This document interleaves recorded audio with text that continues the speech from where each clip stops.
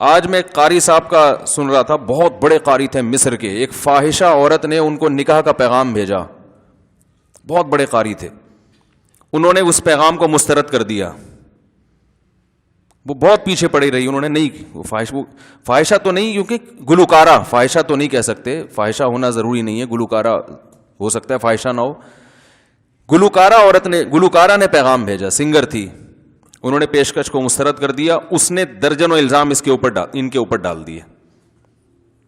سمجھ رہے ہیں نا, یہ عورتوں کی حربہ ہوتا ہے. کسی بھی وقت کسی مرد کو 2 منٹ میں اس کی عزت کو خاک میں ملا سکتی ہیں. ان عورتوں کو اللہ نے یہ صلاحیت دی ہے.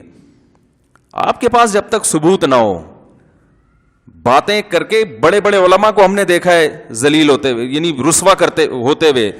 قرآن میں جب اللہ نے رسول اللہ صلی اللہ علیہ وسلم کو حکم دیا کہ خواتین سے بیعت کریں, تو اس بیعت میں یہ الفاظ بڑھائے گئے, لا یاتین ببہتان, کسی مرد پہ جھوٹا الزام نہیں لگاؤ گی. اب عجیب بات ہے, مردوں سے جب آپ بیعت ہوتے تھے تو یہ بیعت میں یہ الفاظ نہیں کہلوائے جاتے تھے کہ کسی عورت پہ جھوٹا الزام نہیں لگاؤ گے. مرد نہیں لگاتے عام طور پہ. مردوں سے جب آپ نے بیعت ہوئے ہیں تو یہ کہ نماز کی پابندی اور ہر اچھی بری چیز میں اطاعت, بری سے مراد جو چیز نفس کو پسند نہ ہو.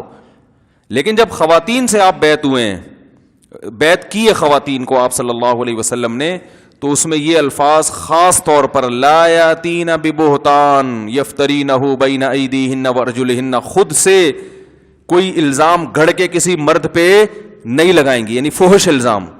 کیونکہ خواتین کے پاس بہترین حربہ یہ ہوتا ہے, کسی کو 2 منٹ میں ذلیل کرنا ہو نا تو وہ فوراً کیا الزام ڈال دو, کوئی فحش الزام لگا دو. اور ہمارے ہاں ہاتھوں ہاتھ ایسے الزام کو کیش کیا جاتا ہے, دبا کے لوگ لکھتے ہیں تو کچھ چکر تو ہے.